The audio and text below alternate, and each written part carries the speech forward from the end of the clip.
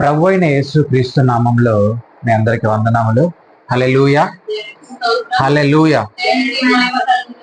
దేవుడు మనం గత ఆదివారము సంఘము అనే అంశం గురించి దేవుడు మనతో మాట్లాడాడు.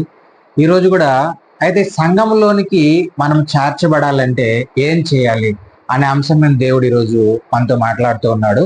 అయితే మనం జ్ఞాపకం చేసుకోవాల్సింది ఏంటంటే, ఈ సృష్టిలో దేవుడు సృష్టించిన ఈ సృష్టిలో అనేక రకములైన సంఘములు ఉన్నాయి. అంటే చూడండి, మనకు తెలిసిన సంఘములు కొన్ని ఉన్నాయి. మనకు తెలిసినట్టు ఏంటంటే చూడండి, కొన్ని పొదుపు సంఘాలు అని చెప్పి, అదే విధంగా కొన్ని మత సంఘాలు అని చెప్పి, ఇలాగ రకరకాల సంఘాలు ఉన్నాయి. అయితే దేవుని సంఘములోనికి నువ్వు ప్రవేశించాలని అంటే ముందు అసలు నీకు ఏం తెలియాలి, నువ్వేం తెలుసుకోవాలి, ఎలాగ దేవుని సంఘంలోనికి నువ్వు ప్రవేశించాలని అంటే చూడండి, మనము అదే ఆ పొదుపు సంఘం మనం ప్రవేశించాలంటే, అందులోకి వెళ్ళాలని అంటే మనకు ఆధార్ కార్డు కావాలి, రేషన్ కార్డు కావాలి, మన బయోడేటా అంతా కావాలన్నమాట. ఎందుకనంటే గవర్నమెంట్ నుంచి మనకి ఏమైనా ఒక అర్హత మనం పొందుకోవాలని అంటే మనం ఎవరము, దేనికి సంబంధించిన వారము, ఎలాగ ఉన్నవారము అనే దాని గురించి మన డీటెయిల్స్ అన్ని తెలుసుకుంటారు అన్నమాట. అదే విధముగా నువ్వు దేవుని సంఘములోనికి ప్రవేశించాలంటే ముందు నువ్వు ఏం తెలుసుకో ఉండాలి, ఏమి విని ఉండాలని అంటే దేవుని మాటని, దేవుని సత్యమైన మాటను నువ్వు వినాలి. హల్లెలూయా. చూడండి, రోమిలికి రాసిన పత్రిక మనం ఒకసారి జ్ఞాపకం చేసుకుంటే 10వ అధ్యాయము 17వ వచనము చూడండి, వినుట వలన విశ్వాసం వచ్చును. దేని వల్ల వస్తుంది? యేసు క్రీస్తు మాట వలన. హల్లెలూయా. చూడండి, నువ్వు దేవుని మాటను నువ్వు వింటే, దేవుని మాటని, సత్యమైన మాటను నువ్వు విన్నావనంటే దానివల్ల నీ జీవితంలోకి ఏమొస్తుందని అంటే యేసు క్రీస్తే నిజమైన రక్షకుడు అననే విశ్వాసము నీలోకి వస్తుంది. హల్లెలూయా. ఆయన యందు నువ్వు విశ్వాసం ఉంచగలుగుతావు. ఆయన యందు నువ్వు ఎప్పుడైతే విశ్వాసం ఉంచుతావంటే, ఆయన మాట నీలో వింటే, ఆ మాట వల్ల నీలో విశ్వాసం ఎలాగొస్తుంది అని అంటే అది సత్యమైనది. హల్లెలూయా. నీ మనసును మార్చగలిగినది, నీ మనసులో ఉన్న చీకటిని తీయగలిగిన మాట అది, చనిపోయిన మనిషిని బ్రతికించగలిగిన మాట అది. అందుకే అది సత్యమైన మాట. హల్లెలూయా. అందుకే అంటూ ఉన్నాడు, ఏమంటాడు? వినుట వలన విశ్వాసం వచ్చును, క్రీస్తు మాటల వలన నువ్వేమవుతావు? చదువు, ఏమవుతావు? కాగా వినుట వలన విశ్వాసము కలుగును, వినుట క్రీస్తు గురించిన మాట వలన కలుగును. ఏం కలుగుతుంది అంటే నీలో విశ్వాసం కలుగుతుంది. చూడండి, కొన్ని మాటలు మనల్ని బాధ పెడతాయి, కొన్ని మాటలు సమాజంలో మనల్ని ఏం చేస్తాయనంటే ఆందోళన కలిగిస్తాయి, కొన్ని మాటలు మనల్ని ఏం చేస్తాయంటే ఒక కత్తితో పొడిచినంత ప్రమాదం గురి చేస్తాయి. కానీ దేవుని మాట నిన్ను ఏం చేస్తుందంటే నిన్ను రక్షిస్తుంది. హల్లెలూయా. నిన్ను దేవుని సన్నిధానంలోనికి ఎలా రావాలో మార్గమును చూపించగలిగిన మాట ఏదైనా ఉందనంటే ఈ బైబిల్లో ఉన్న సత్యమైన మాటే, అది యేసు క్రీస్తు మాట. హల్లెలూయా. ఆ మాట వల్ల నువ్వేమిస్తావంటే నీకు జీవం వస్తుంది, జీవితం వస్తుంది, నిత్య జీవం వస్తుంది, పరలోక రాజ్యం నువ్వు ఎలా ప్రవేశించాలో అవన్నీ కూడా ఈ మాట ద్వారానే. ఈ సత్యమును నువ్వు తెలుసుకుంటే, ఈ లోకంలో ఈ సత్యమును నువ్వు తెలుసుకున్నావనంటే యేసు క్రీస్తు ప్రభు వారి ద్వారా ఈ సత్యము ఎవరి ద్వారా మనం తెలుసుకోలేము. ఆయన మాటే నిన్ను ఏం చేస్తుంది అంటే జీవింపజేస్తుంది. కీర్తనాకారుడు అంటాడు కదా, నీ మాటలు నాకేమై ఉన్నాయి? జీవమునై ఉన్నాయి అని అంటూ ఉంటాడు. అదే విధముగా నీ మాట, నీ వాక్యము నా పాదములకు దీపమై ఉందన్నాడు. అది బాధల్లో ఏం చేస్తుందంట? నెమ్మదినిస్తుంది అని చెప్తూ ఉన్నాడు. అదే విధముగా ఈరోజు ఆయన మాట నువ్వు వింటే, ఆయన వాక్యము నువ్వు వింటే ఖచ్చితంగా నీలో విశ్వాసం వస్తుంది. హల్లెలూయా. నీలో విశ్వాసం వచ్చి నువ్వేం చేస్తావనంటే, అవును చాలా మంది నేను చెప్తూ ఉంటే విన్నాను, కానీ ఈరోజు ఈ మాట నాతో మాట్లాడుతూ ఉంది. చాలా మందికి కొన్ని సంవత్సరాలుగా దేవుని వాక్యం వింటూనే ఉంటారు, కానీ ఆయన మాటను హృదయం వరకు తీసుకోరు. హల్లెలూయా. వాళ్ళలో విశ్వాసం ఉన్నట్టే ఉంటది, కానీ మారు మనసు అనేది రాదు. మారు మనసు ఎప్పుడు వస్తుంది? దేవుని యందు మన విశ్వాసం ఉంచితే ఖచ్చితంగా మనలో ఏమొస్తుంది అని అంటే మారు మనసు అనేది వస్తుంది. ఒకసారి మనం జ్ఞాపకం చేసుకుని చూడండి, రోమిలికి రాసిన పత్రిక అదే 10వ అధ్యాయం 9వ వచనం ఒకసారి చదవండి. 9. ఏమనగా ప్రభువని యేసు ప్రభువని నీ నోటితో ఒప్పుకొని దేవుడు మృతుల్లో నుండి ఆయనను లేపినని నీ హృదయమందు విశ్వసించిన ఎడలా నీవు రక్షింపబడదు. హల్లెలూయా. యేసుక్రీస్తు ప్రభువారు ఆయన మరణించి తిరిగి లేచినాడని నువ్వు ఎప్పుడైతే విశ్వాసం ఉంచుతావో అప్పుడు నీకేమొస్తుంది? ఏమొస్తుంది? రక్షణ వస్తుంది అని చెప్తున్నాడు. హల్లెలూయా. ఇక్కడ చూడండి, ఆయన మాటను వినడం వల్ల నీలో విశ్వాసం వస్తుంది అని చెప్తూ ఉన్నాడు. అదే విధంగా యేసుక్రీస్తు ప్రభువారు మరణించి తండ్రి తన కుమారుని మళ్ళీ 3వ రోజున పైకి లేపాడనేది నువ్వు తెలుసుకుంటే ఖచ్చితంగా నీలో ఏమొస్తుంది అని అంటే మారు మనసును పొందగలవు. హల్లెలూయా. చూడండి, మొదట నువ్వేం చేయగలుగుతావు? ఆయన మాటను వింటావు, అది గ్రహిస్తావు, దాని ప్రకారం నువ్వు విశ్వాసం వస్తుంది. విశ్వాసం ఉంచిన ప్రతి ఒక్కరు వాళ్ళ జీవితంలో ఏమొస్తుందంటే రక్షణ ఇవ్వగలుగుతాడు దేవుడు. ఆ రక్షణ నీకులో ఎప్పుడు వస్తుందంటే నీ హృదయంలో మారు మనసు వచ్చినప్పుడు.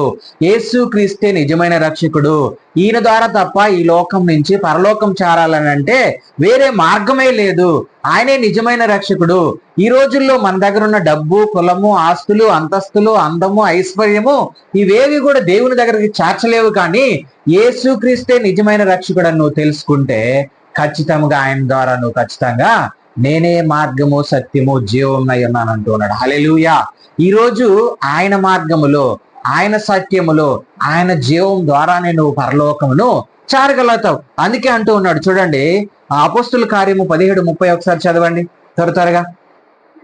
ఇక్కడ మనం చూస్తే మన జీవితంలో మనకు మారు మనసు రావాలనన్నా ఆ వాక్యముని వినాలి. ఆ అజ్ఞాన కాలములను దేవుడు చూచి చూడనట్టుగా ఉన్నాడు. ఇప్పుడైతే అంతటను అందరును మారు మనసు పొందవలనని మనుషులకు ఏం చేస్తూ ఉన్నాడు? అజ్ఞాన కాలం అని అంటే జరిగిపోయిన కాలము, మన పితరుల కాలము, పితరుల యుగం. యేసుక్రీస్తు ప్రభు వారు వచ్చిన తర్వాత ఇప్పుడు అందరూ ఏం చేయాలనంట? మారు మనసు ఖచ్చితంగా పొందాలి. యేసుక్రీస్తే నిజమైన రక్షకుడు అని ఒప్పుకోవాలి. ఆయన ఏంది విశ్వాసం ఉంచాలి. ఆయనే నిజమైన రక్షకుడు అని నువ్వు ఎప్పుడైతే తెలుసుకుంటావో నీలో ఆటోమేటిక్ గా నీకు తెలియని నీ పాత జీవితం అంతా ఆటోమేటిక్ గా నువ్వేం చేస్తూ ఉంటావు? మార్పు చెందుతూ ఉంటావు. చూడండి, మనం ఒకవేళ ఎన్ని సంవత్సరాలు వాక్యం విన్నా, ఒకవేళ మనం ఎన్ని సంవత్సరాలు దేవుని సన్నిధానంలో ఉన్నా ఆయన యందు విశ్వాసం ఉంచుకుంటా మన జీవితంలో మారు మనసు లేకుండా ఉన్నిందంటే ఒకవేళ నువ్వు రక్షణ భాగ్యం తీసుకున్నా కూడా వ్యర్థమే. అంతే. ఇక్కడ చెప్తూ ఉన్నాడు. చూడండి, రోమిలికి రాసిన పత్రిక 10:10 ఒకసారి చదవండి. ఎలయనగా నీతి కలుగునట్లు మనుష్యుని హృదయములో విశ్వసించును, రక్షణ కలుగునట్లు నోటితో ఒప్పుకోవాలి. హల్లెలూయా. మొదట నీ హృదయంలో ఏం రావాలి? విశ్వాసం రావాలి. ఇందులో విశ్వాసం రావాలని అంటే ఈ హృదయము భయంకరమైన వ్యాధి కలది, ఘోరమైన వ్యాధి కలది అంటాడు ఇర్మియా భక్తుడు. ఈ ఘోరమైన వ్యాధి కలదానికి ఏం కావాలి? యేసుక్రీస్తే నిజమైన రక్షకుడు అని తెలుసుకొని ఆయన రక్తంలో నువ్వు కడగబడి ఆయన నామములో నువ్వు ఒప్పుకుంటే, నీ నోటితో ఒప్పుకుంటే నువ్వేమవుతావంట? రక్షింపబడతావు అని చెప్తూ ఉన్నాడు. హల్లెలూయా. అయితే మనం జ్ఞాపకం చేసుకోవాల్సింది ఏంటంటే ఈ రక్షణ భాగ్యము రావడానికి మనకు అంత ఈజీగా ఈరోజు మనం రక్షణ పొందుకొని ఉన్నాము. ఈరోజు దేవుని సన్నిధానంలో మనం ఏమై ఉన్నాము? ప్రవేశించి ఉన్నాము. మనము అర్హత కలిగిన వారముగా ఉన్నాము. ఎందుకనంటే ఈ అర్హత మనకు ఎలాగొచ్చింది? ఆయనే నిజమైన రక్షకుడని ఒప్పుకొని ఆయన రక్తంలో మనం కడగబడి ఈరోజు మనము పరిశుద్ధులుగాను, నీతిమంతులుగాను, యథార్థమంతులుగాను దేవుడి సన్నిధానంలో ప్రవేశించగలిగినాం. అదే విధముగా సంఘంలోనికి ప్రవేశించాలనంటే మొదట దేవుని వాక్యమును వినాలి, అదే విధముగా విశ్వాసం ఉంచాలి. మూడో విషయం చూస్తే మారు మనసు కలిగి ఉండాలి. నాలుగోది యేసే నీ దేవుని కుమారుడని ఒప్పుకోవాలి. ఆయనే మృతుల్లో నుంచి లేచాడని నువ్వు ఒప్పుకోవాలి. ఆయన ద్వారా మనం రక్షింపబడతామని ఒప్పుకోవాలి. అయితే గలతీ 3:27 ఒకసారి చదువుకున్నాం త్వరగా. గలతీ 3:27 మనము ఆయన నామములోనే మనం ఏం చేయాలి? బాప్తీసము పొందాలి. హల్లెలూయా. చూడండి 3:27 ఒకసారి చదవండి. గలతీ క్రీస్తులోనికి బాప్తిస్మం పొందిన మీరందరూ క్రీస్తును ధరించుకొని ఉన్నారు. హల్లెలూయా. ఎవరిని ధరించుకొని ఉన్నారంట? క్రీస్తులోనికి బాప్తిస్మం పొందిన మీరందరూ క్రీస్తును ధరించుకొని ఉన్నారు. ఇప్పుడు క్రీస్తులోనికి బాప్తిస్మం పొందిన వారందరూ క్రీస్తును ధరించుకొని ఉన్నారు. అయితే మనము ఇప్పుడు ఎవరైతే దేవుని రక్షణ పొందుకోలేదు, దేవుని సంఘములోనికి ప్రవేశించలేదో వాళ్ళు ఏం చేయాలంటే యేసు క్రీస్తే నిజమైన రక్షకుడు, అన్ని నామముల కన్నా పైనామం కలిగిన యేసయ్య నామములోనే రక్షణ పొందుకోగలుగుతాము. మన హృదయములో ఆయన యందు విశ్వాసం ఉంచాలి. మన నోటితో ఆయన దేవుని కుమారుడని ఒప్పుకోవాలి, ఆయన తిరిగి లేచాడని ఒప్పుకోవాలి మృతుల్లో నుంచి. అవన్నీ జరిగినప్పుడు మనము ఎక్కడికి రాగలుగుతామనంటే బాప్తిసం అనే మొదటి మెట్లేకి మనం రాగలుగుతాం. హల్లెలూయా. బాప్తిసం అనే మొదటి మెట్లేకి మనం వచ్చి ఎప్పుడైతే ఆయన ఒప్పుకుంటామో మన హృదయంతోనూ మన నోటితోనూ ఎప్పుడైతే మనం ఒప్పుకుంటామో మనము నీటి ద్వారా మనం ఏమవుతామో బాప్తిసం తీసుకుంటాము. బాప్తిసం అంటే మనం ముంచుట, అదే విధముగా కప్పు పెట్ట పాతి పెట్ట అంటే మన పాత జీవితం అంతా మనం ఏం చేస్తామనంటే అక్కడ సమాధి చేయబడుతుంది. హల్లెలూయా.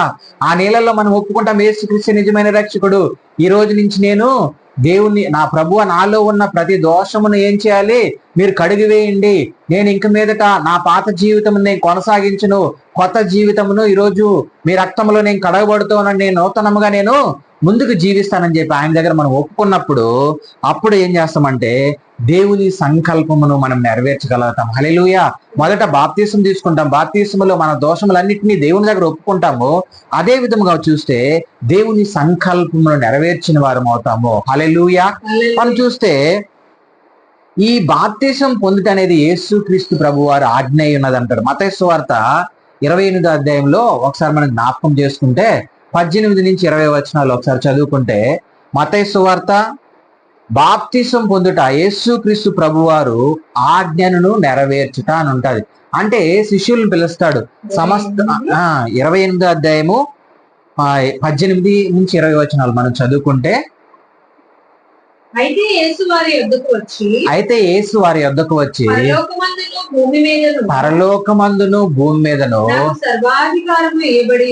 సర్వాధికారం ఎవరికి ఇవ్వబడి ఉన్నదంట? యేసుక్రీస్తు ప్రభు వారికి. కాబట్టి మీరు వెళ్ళి శిష్యులుగా చేయండి, సమస్త జనులను శిష్యులుగా చేయుడి, తండ్రి యొక్కయు కుమారు యొక్కయు పరిశుద్ధ ఆత్మ యొక్కయు నామములోనికి బాప్తిసం ఇవ్వడి. చాలు, బాప్తిసము ఈయుడి అని అంటున్నాడు. హల్లెలూయా. తండ్రి యొక్కయు కుమారు యొక్కయు పరిశుద్ధాత్మ నామములో ఎవరికి చెప్తున్నాడు? సమస్త జనులకి ఏం చేయాలంటే వీరు వెళ్ళి శిష్యులు చేసుకొని వాళ్ళందరికీ ఏం చేయాలంట? బాప్తిసం ఇవ్వాలంట. ఇది దేవుడు ఆజ్ఞ ఉన్నదంటూ ఉన్నాడు. హల్లెలూయా. ఈరోజు మనము ఇలాగా మనం మొదటి మెట్టు మనం సంఘంలోనికి ప్రవేశించాలంటే ఆయన మాట వినాలి, ఆయన యందు విశ్వాసం ఉంచాలి, మారు మనసు పొందాలి, యేసుక్రీస్తు దేవుని కుమారుడని ఒప్పుకోవాలి. బాప్తిసం పొందాలి అని అంటే మన పాత జీవితమునంతా మనం సమాధి పెట్టాలి. అదేవిధంగా దేవుని సంకల్పమును మనం నెరవేర్చిన వారు అవుతాము. ఆయన ఆజ్ఞ ఉన్నదని చెప్పి శిష్యులతో మాట్లాడుతూ ఉన్నాడు. హల్లెలూయా. ఇక్కడ మనం జ్ఞాపకం చేసుకుంటే చూడండి, లోకంలో బాప్తిసం అని అంటే చాలా మంది చూడండి, కొంతమంది ఏం చేస్తారు, పెళ్లి చేసుకోవాలని తీసుకుంటూ ఉంటారు, అదేవిధంగా ఉద్యోగం రావాలని తీసుకుంటూ ఉంటారు. ఇంకా కొంతమంది రకరకాల పరిస్థితులను బట్టి కొంతమంది ఏం చేస్తారంటే మీరు ఖచ్చితంగా తీసుకోవాలండి అంటే వీళ్ళ మనసు మారదు, వీళ్ళ విశ్వాసం ఉండదు. కొంతమంది ప్రలోభాల వల్ల ఏం చేస్తూ ఉంటారు, వాళ్ళు బాప్తిసం తీసుకుంటూ ఉంటారు. ఇవన్నీ కరెక్ట్ అయినట్టు కాదు. దేవుని వాక్యమును ఎందరైతే వింటారో, ఆ సత్యముని ఎందరైతే గ్రహిస్తారో, ఎంతమంది అయితే ఆ విశ్వాసం ఉంచుతారు, ఎంతమంది అయితే మారు మనసు పొందుతారు, ఎంతమంది అయితే యేసుక్రీస్తు నిజమైన రక్షకుడు అని తెలుసుకుంటారు, ఎంతమంది అయితే దేవుని కుమారుడు యేసుక్రీస్తు ప్రభువారు నిజ రక్షకుడు, ఆయన మృతుల్లో లేచినాడని తెలుసుకుంటారో వాళ్ళు మాత్రమే బాప్తిసం తీసుకోవాలి. హల్లెలూయా. సత్యమును తెలుసుకున్న వారు మాత్రమే తీసుకోవాలి. ఎవరో ప్రలోభాలకి నువ్వు తీసుకోకూడదు. ఎవరన్నా ఏదైనా చెప్తే కాదు, నీతో దేవుడు మాట్లాడితే వెంటనే ఏం చేయాలి, వెళ్ళి బాప్తిసం తీసుకోవాలి. అది మనం జ్ఞాపకం చేసుకోవాలి.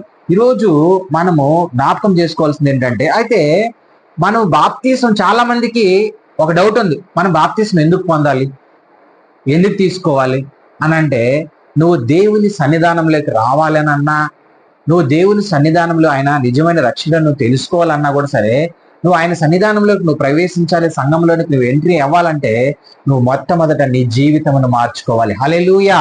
అందుకే అంటాడు ఇక్కడ చూడు, అపోస్తలుల కార్యము 2:38లో పాప క్షమాపణ నిమిత్తము నువ్వు బాప్తిసం తీసుకోవాలి. దేని కొరకు? పాప క్షమాపణ నిమిత్తము నువ్వు బాప్తిసం తీసుకోవాలి. రెండో విషయం ఏంటంటే, రక్షణ కొరకు నువ్వు బాప్తిసం తీసుకోవాలి. నీలో పాపము పోవాలంటే నువ్వేం చేయాలి? బాప్తిసం తీసుకోవాలి. అదే విధముగా నీలో రక్షణ రావాలంటే నీకేం కావాలి? యేసుక్రీస్తు నీకు రక్షణగా ఉండాలన్నా, యేసుక్రీస్తు నీకు మార్గముగా ఉండాలన్నా, యేసుక్రీస్తు సత్యమును తెలుసుకోవాలన్నా, యేసుక్రీస్తు జీవమును నువ్వు తెలుసుకోవాలన్నా నువ్వేం కలిగి ఉండాలి? నీలో పాప క్షమాపణ ఉండాలి, నువ్వు రక్షణను పొందాలి. మూడోది, కొత్తగా నువ్వు జన్మించాలి. హల్లెలూయా. కొత్తగా నువ్వేం చేయాలి?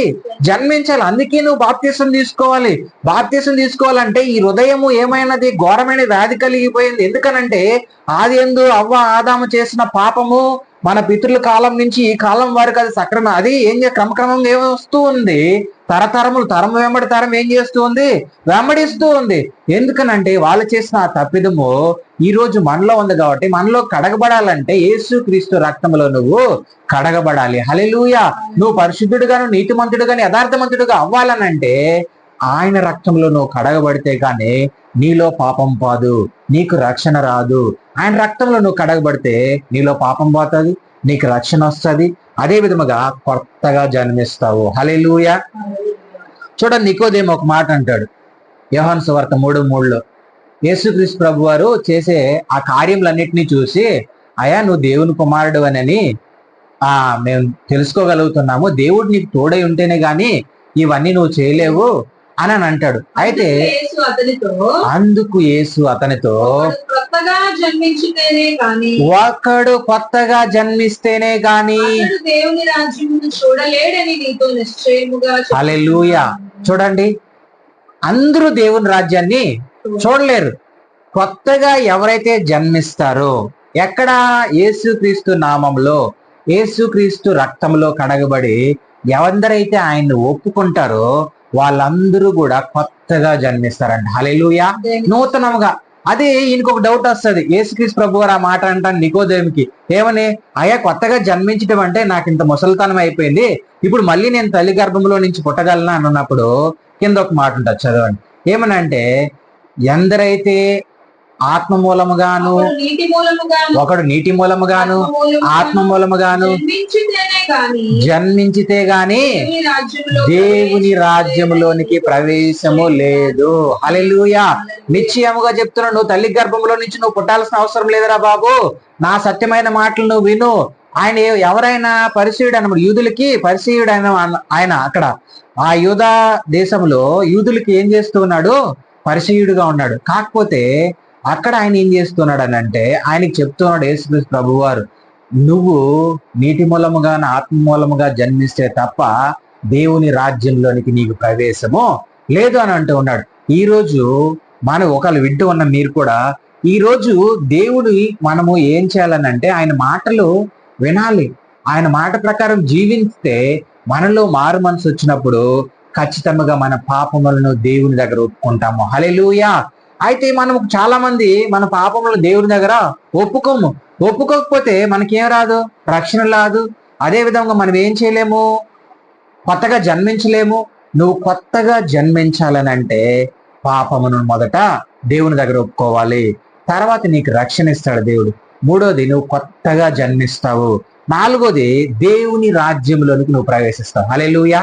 దేవుని రాజ్యం అని అంటే దేవుని సంఘంలోనికి నువ్వు ప్రవేశిస్తావు. నువ్వు దేవుని సంఘంలోనికి నువ్వు ప్రవేశిస్తావు. అదే విధంగా ఇంకో మాట చూస్తే, క్రీస్తు సంఘంలోనికి ప్రవేశించుతానంటారు. హల్లెలూయా. చూడండి, 1 కొరింథీయులకు రాసిన పత్రిక 12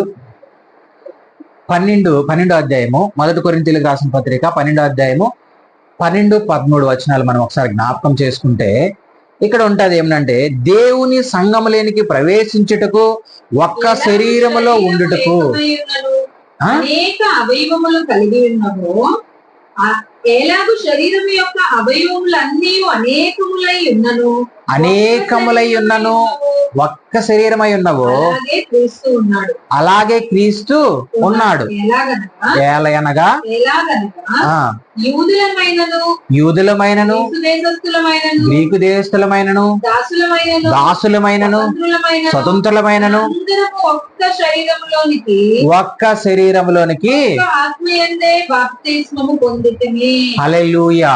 ఒక్క శరీరములోనికి ఒక ఆత్మయందే మనం ఏమై ఉన్నాము? బాప్తిసం పొంది ఉన్నాం. మనం ఎక్కడున్న వారమైనా పర్లేదు, ఏ మతానికి ఏ కులానికి చెందిన వారమైనా పర్లేదు, ఏ ప్రాంతానికి చెందిన వారమైనా పర్లేదు, కానీ మనం అందరము ఒక ఆత్మయందే ఒకే శరీరముల అవయవములవుటకు మనము బాప్తిసం పొంది ఉన్నాము. హల్లెలూయా. మనం అందరము కూడా ఇప్పుడు మనకి ఏమొచ్చింది? రక్షణ వచ్చింది. మనలో ఏమొచ్చింది? పాపక్షమాపణ తెలుసుకున్నాం, నూతనముగా జీవించాము, దేవుని రాజ్యంలోనికి మనం ప్రవేశించాము. దేవుని రాజ్యం అంటే దేవుని సంఘంలోనికి మనము ప్రవేశించగలిగినాం. ఇవన్నీ మన జీవితంలో జరిగితే కానీ మనం ఎక్కడికి ప్రవేశించలేము? దేవుని సన్నిధానంలోనికి ప్రవేశించలేము. అయితే ఇక్కడ మనం చూస్తే చూడండి ఇంకొక మాట, ఈ రక్షణ బాప్తిసం ఎందుకు పొందాలనంటే పరిశుద్ధాత్మ వరమును పొందుకొనుటకు. హల్లెలూయా. దేనికి పొందాలి మనం బాప్తిసము? పరిశుద్ధాత్మ అనే వరమును పొందుటకు మనకేం కావాలి? బాప్తిసము ఖచ్చితంగా పొందుకోవాలి. చూడండి, క్రీస్తులోనికి ప్రవేశించుటకు అనంటే లోకములో నుండి క్రీస్తులోనికి ప్రవేశించుటకు నీకేం కావాలి? బాప్తిసం కావాలి. నువ్వు పరిశుద్ధాత్మ పొందుకోవాలన్నా నీకేం కావాలి? బాప్తిసం కావాలి. అదే విధముగా గలతీ 3:27 ఉంటది, క్రీస్తును ధరించుట కొరకు నువ్వేం చేయాలి? బాప్తిసం తీసుకోవాలి. హల్లెలూయా. క్రీస్తును నువ్వు ధరించుకున్న కొరకు ఏం చేయాలి? బాప్తిసం పొందాలి. లోకములో నుంచి నువ్వు క్రీస్తులోనికి రావాలన్నా బాప్తిసం కావాలి. నువ్వు ఇవన్నీ పొందుకోవాలనంటే నువ్వేం చేయాలంటే నూతనముగా జన్మించాలి. హల్లెలూయా. ఇవన్నీ నువ్వు పొందుకోవాలంటే పరిశుద్ధాత్మ పొందుకోవాలన్నా, పాపం ఒప్పుకోవాలన్నా, నీలో విశ్వాసం ఉండాలన్నా, నీలో మారుమనసు రావాలన్నా, అదే విధముగా దేవుని సంకల్పం నెరవేర్చాలన్నా, ఆయన ఆజ్ఞలు నెరవేర్చాలన్నా నువ్వేం చేయాలంటే మొట్టమొదట నీ జీవితంలో నూతనముగా నువ్వు జన్మించాలి. హల్లెలూయా. అది చూడండి బాప్తిసంలో ఒకవేళ ఏం జరుగుతుంది మన జీవితంలో? ఒకవేళ బాప్తిసం మనం తీసుకున్నాము, ఒకవేళ మన బాప్తిసం మనం తీసుకున్న తర్వాత మనం ఏం చేస్తాం? చూడండి, క్రీస్తు మరణంలో మనం పాలు పొందుకుంటాము. హల్లెలూయా. ఎందులో పాలు పొందుకుంటాము? క్రీస్తు మరణంలో పాలు పొందుకుంటాము, క్రీస్తు సమాధిలో పాలు పొందుకుంటాము. అదే విధముగా క్రీస్తు పునరుద్ధానంలో కూడా మనం ఏమవుతాము? పాలు పొందుకుంటాం. ఇవన్నీ అంటే చూడండి, ఆయన మరణించి ఎలా తిరిగి లేచాడో మన జీవితంలో కూడా మన పాత జీవితం అంతా ఏమవుతుంది? ఇప్పుడు సమాధి చేయబడుతుంది. అదే విధముగా ఎందుకు ఆయన మరణించి తిరిగి లేచాడు అనంటే మనం జ్ఞాపకం చేసుకోవాల్సింది ఏంటంటే ఆయన మరణం ద్వారా మనకి ఏమొచ్చింది? విమోచన వచ్చింది, పాపక్షమాపణ వచ్చింది, పరిశుద్ధాత్మ వరమును పొందుకున్నాము, రక్షణ భాగ్యమును పొందుకున్నాము. ఈ రోజు ఇవన్నీ దేవుడు మనకి ఇవ్వడానికి ఆయన ఏమైనాడు? తన కుమారుని పనంగా పెట్టి ఆయన వధింపబడిన గొర్రె పిల్లలాగా ఆయన సిలువలో మరణించి తిరిగి లేయడం ద్వారా ఈ రోజు మనం ఏమైనామంటే మనము బాప్తిసం ఎందుకు పొందాలి అనంటే ఈ రోజు ఆయన మరణంలో పాలువారమైనాము, అదే విధముగా సమాధిలో పాలువారమైనాము. ఇంకోటి జ్ఞాపకం చేసుకుంటే పునరుద్ధానములో పాలువారమైనాము. క్రీస్తు చనిపోవటం అంటే పాపము విషయములో చనిపోవట. హల్లెలూయా. మనం ఏమైనా ఈరోజు పాపం విషయంలో మనం ఏమైనా కొత్తగా అంటే చనిపోయాము పాపంలో, క్రీస్తులో మనం ఏమైనాము? జన్మించాము నూతనముగా. హల్లెలూయా. అంటే క్రీస్తులో సమాధి అని అంటే మన పాత జీవితం ఏమైంది? సమాధి చేయబడింది. క్రీస్తు లేపడం అంటే నూతనముగా జన్మించడము. హల్లెలూయా. 3 విషయాలు. ఇప్పుడు క్రీస్తు చనిపోవటం అంటే ఏంటి అన్న డౌట్ వస్తుంది, క్రీస్తులో సమాధి అంటే ఏంటో మనకు డౌట్ వస్తుంది. అదేవిధంగా క్రీస్తు లేపబడడం అంటే పాపము విషయంలో చనిపోవడము. హల్లెలూయా. చనిపోవడం అంటే అదేవిధంగా క్రీస్తులో మన సమాధి చేయబడడం అని అంటే మనము మన పాత జీవితమును సమాధి చేయట. అదేవిధంగా క్రీస్తు ఎలాగ పునరుద్ధానుడుగా లేపబడినాడో మనం అందరము కూడా నూతనముగా జన్మించబడినాము. హల్లెలూయా. చూడండి, ఎంతో మందికి లేని ధన్యత దేవుడు నీకు నాకు ఇచ్చి ఉన్నాడు. ఈరోజు సంఘంలోనికి ఎలా ప్రవేశించాలి, ఎందుకు ప్రవేశించాలి, ఇవన్నీ కూడా దేవుడు మనకు గుర్తు చేస్తున్నాడు అని అంటే మనం తెలుసుకోవాలి చాలా విషయాలు మనకు ఆత్మీయ దేవుడు మనకి బయలుపరుస్తూ ఉంటాడు. మనం ఒకసారి జ్ఞాపకం చేసుకోవాలి. చూడండి ఒకసారి మనము జ్ఞాపకం చేసుకుంటే సంఘములోనికి ఎందుకు ప్రవేశించాలి అంటే రకరకాల డౌట్లు ఉంటాయి మన జీవితాలు. ఎందుకు ప్రవేశించాలి, ఎందుకు బాప్తిసం పొందాలి, ఎందుకు దేవుణ్ణి తెలుసుకోవాలి, చాలా మంది ఇలాంటి క్వశ్చన్ మార్క్స్ ఉంటాయి అన్నమాట. అలాంటి వాళ్ళకి చూడండి, దేవుడు తన స్వరక్తం ఇచ్చి మనల్ని ఏం చేశాడు, కొనుక్కున్నాడు. హల్లెలూయా. చూడండి అపోస్తలుల కార్యం 20:28 ఉంటది. ఆయన ఏం చేశాడంట, ఆయన స్వరక్తం ఇచ్చి మనల్ని ఏం చేశాడు, కొనుక్కున్నాడు. అందుకనే మనం ఏం చేయాలి, దేవుని సంఘములోనికి మనము వెళ్ళాలి. ఎందుకనంటే ఆయన రక్తం ఇచ్చి నన్ను కొనుక్కొని ఉన్నాడు. ఈ రోజు మన కొరకు ఆయన ఏమై ఉన్నాడు, ప్రాణం పెట్టి ఉన్నాడు. ఒకసారి చదవండి అపోస్తలుల కార్యం 20:28. తన స్వరక్తం ఇచ్చి మనల్ని ఏం చేసి ఉన్నాడంట, కొనుక్కొని ఉన్నాడంట ఈరోజు. హల్లెలూయా. దేవుడు తన స్వరక్తం ఇచ్చి సంపాదించిన తన సంఘమును, చాలు చూడండి, తన సంఘమును తన స్వరక్తం ఇచ్చి ఏం చేసి ఉన్నాడు, సంపాదించుకొని ఉన్నాడు ఈరోజు సంఘమును. ఈరోజు ఆయన మరణించి ఆయన రక్తము పెడితే గాని ఈరోజు మనకి ఏం రాలేదు, ఆయన సంఘములోనికి ప్రవేశం రాలేదు. ఆయన సంఘమును ఏం చేసి ఉన్నాడు, ఈరోజు ఆయన రక్తం పెట్టి కొనుక్కొని ఉన్నాడు. హల్లెలూయా. ఈ సంఘములోనికి మనం ఎందుకు ప్రవేశించాలని అంటే ఆయన ఆత్మ సంబంధమైన ఆశీర్వాదాలు పొందుకొనుటకు. హల్లెలూయా. ఈరోజు నువ్వు ఆత్మ సంబంధమైన ఆశీర్వాదాలు పొందుకుంటే ఖచ్చితంగా దేవుడు భౌతికంగా కూడా నిన్ను ఏం చేస్తాడు, ఆశీర్వదిస్తాడు. అందుకే ఆత్మ సంబంధమైన ఆశీర్వాదము అనంటే చూడండి, FC 1:3 చదవండి త్వరగా. ఎఫ్సీలకు రాసిన పత్రిక 1:3. ఆత్మ సంబంధమైన ఆశీర్వాదాలు మనం జ్ఞాపకం చేసుకోవాలి. ఆత్మ సంబంధం ఆమేన్. ఆయన క్రీస్తునందు పరలోక విషయములో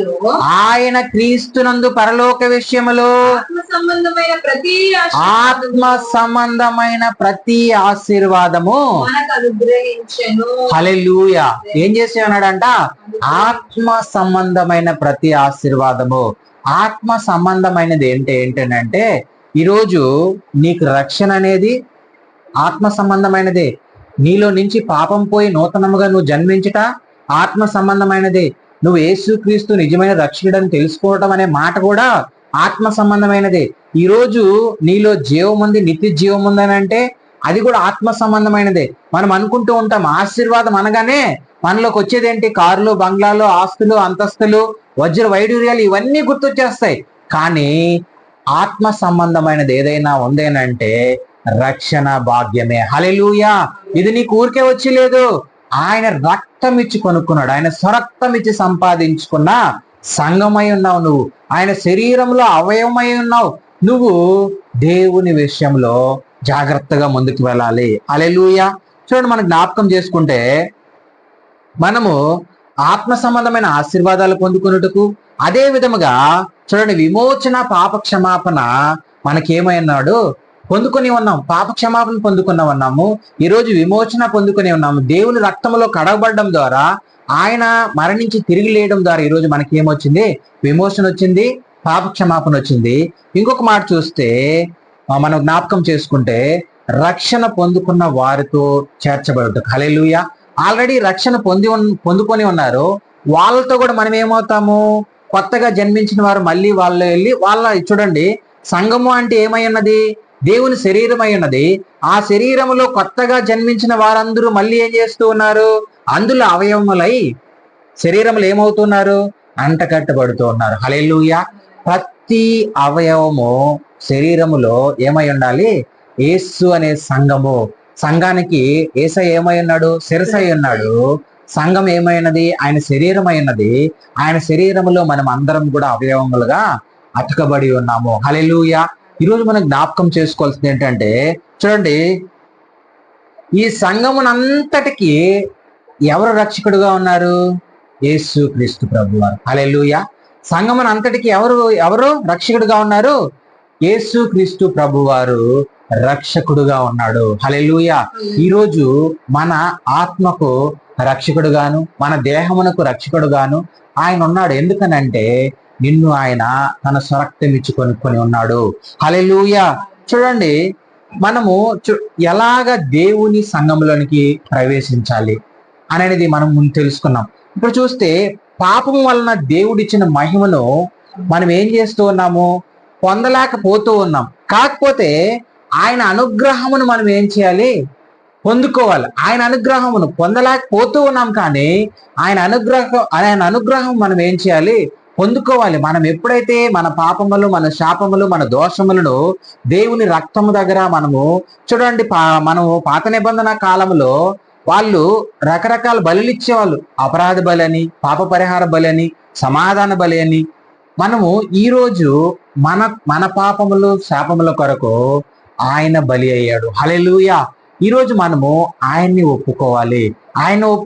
మన కొరకు మరణించాడు, మన కొరకు తిరిగి లేచాడు అని మనం ఎప్పుడైతే ఒప్పుకుంటామో అప్పుడే మన జీవితంలో అనేక మేలులతో, అనేక ఆత్మ సంబంధమైన ఆశీర్వాదాలతో దేవుడు ఏం చేస్తాడు? మనల్ని ఆశీర్వదిస్తాడు. ఈరోజు మనం చూడండి, మనము పరలోకం చేరాలని అంటే మనము ఎవరి ద్వారా చేరలేమో, యేసు క్రీస్తు ప్రభు ద్వారానే మనం చేరగలుగుతాం. అందుకే ఆయన అన్నాడు కదా, నేనే మార్గము, సత్యమును, జీవమునై ఉన్నాను అన్నాడు. హల్లెలూయా. ఆయన మార్గము ద్వారానే, సత్యములో నుంచి మనం ఎక్కడికి వెళ్ళగలుగుతామో? జీవమైన పరలోకంలోనికి మనం చేరగలుగుతాం. చూడండి, ఇజ్రాయెల్ ప్రజలకు దేవుడు వాగ్దానం చేశాడు. ఏమని? మీకు పాలు తేనెలు ప్రవహించే దేశమును స్వాస్థ్యముగా ఇస్తానన్నాడు. దాన్నే దేవుడు అన్నాడు శ్రేష్టమైన దేశము అని అన్నాడు. హల్లెలూయా. ఈ రోజు నీకు నాకు ఏమిస్తానంటూ ఉన్నాడు తెలుసా? మరీ శ్రేష్టమైనది అంటాడు. హెబ్రీయులకు రాసిన పత్రికలో ఉంటది, మరీ శ్రేష్టమైనది పరలోక రాజ్యమును నీకు నాకు ఇవ్వాలనుకుంటూ ఉన్నాడు. ఇజ్రాయెల్ ప్రజలకు శ్రేష్టమైనది ఇచ్చాడు, పాలు తేనెలు. కానీ అక్కడ కొంచెం కాకపోయినా కొంచెం వాళ్ళు ఏం చేయాలి? పని చేసుకుని ముందుకు వెళ్ళాలి. ఇక్కడ మాత్రము పరలోక రాజ్యంలో నువ్వు ఇక్కడ దేవుని కొరకు నువ్వు ఎంత శ్రమిస్తావో, దేవుని కొరకు నువ్వు ఎంత కష్టపడతావో, దేవుని కొరకు నువ్వెంత విత్తుతావో, పరలోకంలో దేవుడు నీకు అంతా అక్కడ సులువైపోతుంది. నీకు అక్కడ కష్టం ఉండదు, నష్టం ఉండదు. ఇక్కడలాగా పని చేయాల్సిన అవసరం లేదు. పరలోకంలో దేవుని నువ్వు స్తుతించడమే నీకు గొప్ప భాగ్యమై ఉన్నది. హల్లెలూయా. మనం జ్ఞాపకం చేసుకుంటే మనకు చూడండి, కొలసీలకు రాసిన పత్రికలో ఒక మాట ఉంటుంది. కొలసీ 3:3 చదవండి త్వరగా. క్రీస్తులో మనకి ఏమొచ్చిందంటే నిత్య జీవం వచ్చింది. హల్లెలూయా. యేసుక్రీస్తు ప్రభువారి ద్వారా మనకి ఏమొచ్చింది? నిత్య జీవమును పొందుకున్నాం. కొలసీలకు రాసిన పత్రిక 3:3. ఏలయనగా మీరు మృతి పొందితిరి, మీ జీవము క్రీస్తుతో కూడా దేవుని యందు దాచబడి ఉన్నది. రోమిలకు రాసిన పత్రిక 6:23 చదువు. 6:23. ఏలయనగా పాపము వలన వచ్చి జీతము మరణం. దేవుని కృపావరము మన ప్రభువైన యేసు క్రీస్తు ద్వారా ఈరోజు మనకి ఏమొచ్చింది? నిత్య జీవం వచ్చింది. మనలో ఉన్న పాపము, మనలో ఉన్న శాపము, మనలో ఉన్న దోషము, అదే విధంగా ఈ లోకములో ఉన్న దుష్టత్వము, దుర్నీతి, మనము లోకాశలు, వీటన్నిటిలో ఉన్నప్పుడు ఆయన కృప ద్వారా ఈరోజు మనల్ని, ఆయన రక్తం ద్వారా ఈరోజు మనల్ని నీతిమంతులుగాను, యథార్థమంతులుగాను ఆయన చేసుకున్నాడు. హల్లెలూయా. నువ్వు చేసిన మేలు బట్టి కాదు, నువ్వు చేసిన క్రియలు బట్టి దేవుడు నిన్ను రక్షించలేదు. నువ్వు పాపిగా ఉన్నావని తెలిసే ఆయన నిన్నేం చేశాడు? రక్షించాడు. ఈరోజు మన జీవితంలో మనకి ఏమొచ్చిందంటే నిత్య జీవం వచ్చింది. ఒకవేళ ఈ శరీరము మృత్యుల్యమైపోయినా, ఈ శరీరం ఒకవేళ మరణించిన అంటే ఈ శరీరం ఒకనొక రోజుకి ఏమవుతుంది? ఒక పెట్టిలో పోతుంది, అది మట్టిలో కలిసిపోతుంది. కానీ ఆయన ఇచ్చిన ఆత్మ మాత్రము దేవుని దగ్గరికి ఖచ్చితంగా చేస్తుంది. హల్లెలూయా. మనం జ్ఞాపకం చేసుకోవాల్సింది ఏంటంటే ఈరోజు నిత్య జీవము దేవుడు మనకు ఇచ్చి ఉన్నాడు. ఎలాగా? క్రీస్తు ద్వారా మనకు నిత్య జీవం వచ్చింది. ఆయన మరణించి తిరిగి లేయడం ద్వారా, ఆయన రక్తం చిందించడం ద్వారా. చూడండి, అపోస్తలుడైన పౌలు అంటాడు, క్రీస్తు మనసును మీరు కలిగి ఉండుడి అంటాడు. క్రీస్తు మనసు అంటే ఏంటి? ఆయన పరలోకంలో విడవకుండా భాగ్యమును విడిచి నీ కొరకు నా కొరకు ఈ లోకమునకు ఆయన వచ్చాడు. ఆయన నీ కొరకు నా కొరకు వచ్చి ఆయన ఎక్కడో సరస్పానుపుల్లోనే ఎక్కడో ఉండలేదు, కానీ మన కొరకు ఎంతో శ్రమ పడ్డాడు, ఎన్నో బాధలు అనుభవించాడు, ఎన్నో రకాల శ్రమలు అనుభవించాడు. లాస్ట్ కి నీ కొరకు నా కొరకు ఆయన సిలువలో మరణించాడు. హల్లెలూయా. ఆయన త్యాగము వల్లే మనకేమొచ్చిందనంటే విమోచన వచ్చింది. ఆయన మరణించి తిరిగి లేయడం ద్వారా ఈ రోజు మనం అందరం కూడా ఏమై ఉన్నాము? రక్షణ పొందుకొని ఉన్నాము. ఆయనలో మారుమనసు పొందుకొని ఉన్నాము. ఆయనలో ఆ ఆత్మ సంబంధమైన ఆశీర్వాదాలు పొందుకొని ఉన్నాము. ఈ రోజు నిత్య జీవము మనలో ఉంది. హల్లెలూయా. ఆ నిత్య జీవం ఇవ్వడానికి ఆయన మరణించి తిరిగి లేచి ఈరోజు తండ్రి కుడి పార్శ్వమున కూర్చొని ఉన్నాడు. హల్లెలూయా. మనం జ్ఞాపకం చేసుకోవాల్సింది ఏంటంటే, చాలా మంది దేవుని బాప్తిస్మం అంటే రక్షణ తీసుకోవాలంటే వెనక్కి వెళ్ళిపోతూ ఉంటారు. అందుకని ఒక మాట అన్నాడు, చూడండి ఒకసారి. ఇప్పుడే మిక్కిలి అనుకూలమైన సమయము, ఇదే రక్షణ దినం అంటాడు. 2 కొరింథీయులకు రాసిన పత్రిక 6వ అధ్యాయము 2-3 వచనాలు ఒకసారి మనం చదువుకుంటే, 2 కొరింథీయులకు రాసిన పత్రిక 6వ అధ్యాయము 2-3 వచనం. పరిశుద్ధులు లోకమునకు తీర్పు తీర్చుతారని మీరు ఎరగరా? మీ వలన లోకమును తీర్పు జరగవలసి ఉండగా మిక్కిలి అల్పమైన సంగతుల గురించి తీర్పు తీర్చకు మీకు యోగ్యత లేదా? మనము దేవదూతలకు తీర్పు తీర్చుతామని ఎరగరా? 6:2-3. 2 కొరింథీయులకు రాసిన పత్రిక 6:2-3. అనుకూల సమయమందు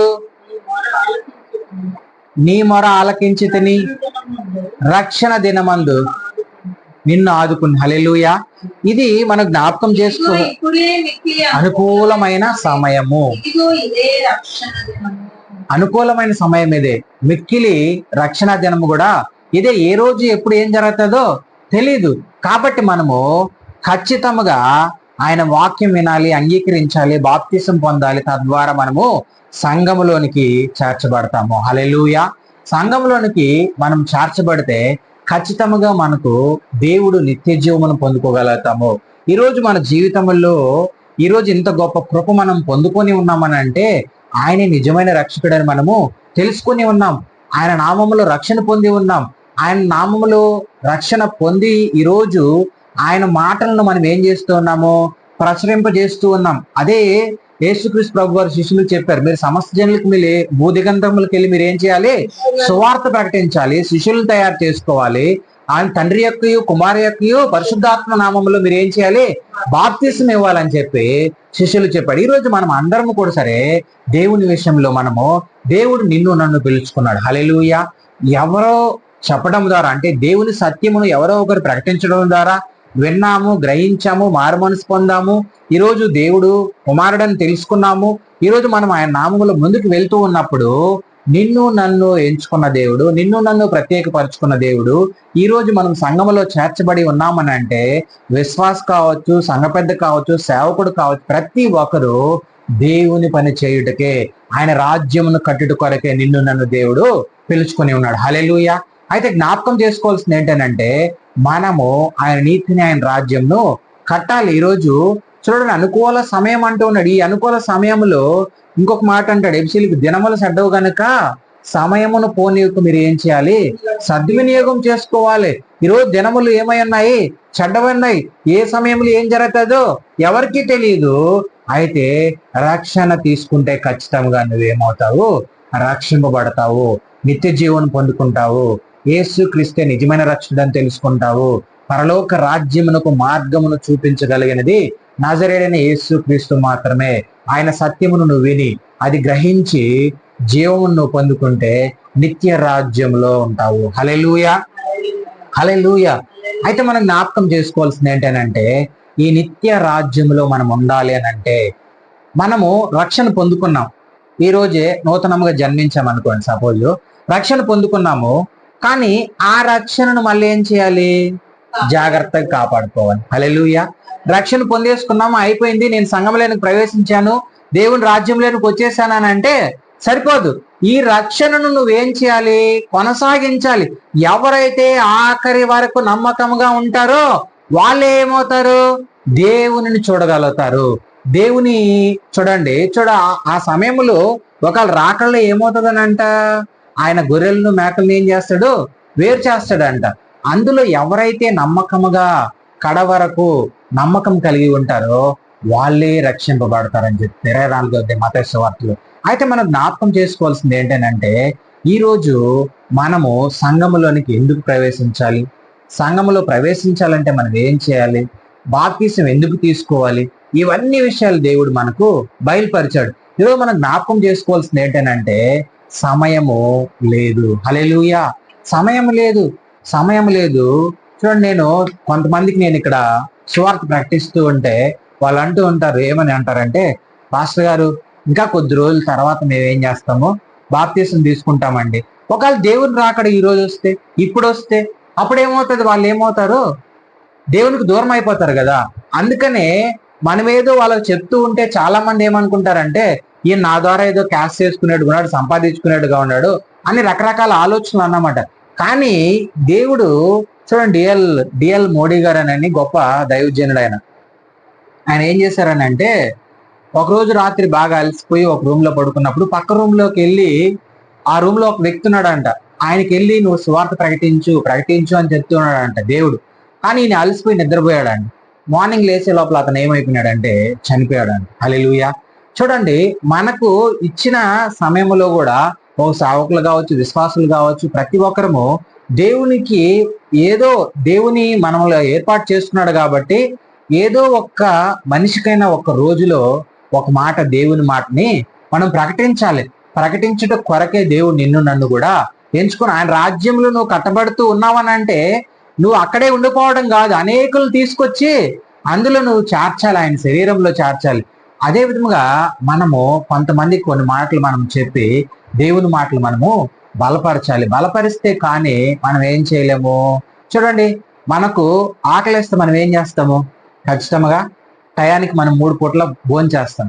అదే విధముగా ఆత్మకు దాహం ఉంటుంది. ఆ ఆత్మీయ దాహం తీర్చాలనంటే ఖచ్చితంగా నువ్వు ఆత్మ సంబంధమైన ఆహారం భుజించాలి. అదే విధంగా ఆహారం ఇతరులకు నువ్వు పంచిపెట్టాలి. హల్లెలూయా. అందుకే దేవుడు నిన్ను నన్ను పిలుచుకొని ఉన్నాడు. అందుకే ఆయనలో ఎంతో మందికి లేని ప్రవేశం నీకు నాకు ఇచ్చి ఉన్నాడు. కాబట్టి ఆయన చిత్తమును నెరవేర్చుకుంటూ ఆయన సంఘములో అనేక మందిని ఆత్మ సంబంధమైన ఆయుధములుగా దేవుని సన్నిధానంలో చేర్దాము. దేవుడి మాటలు దీవించుగాక. ఆమేన్.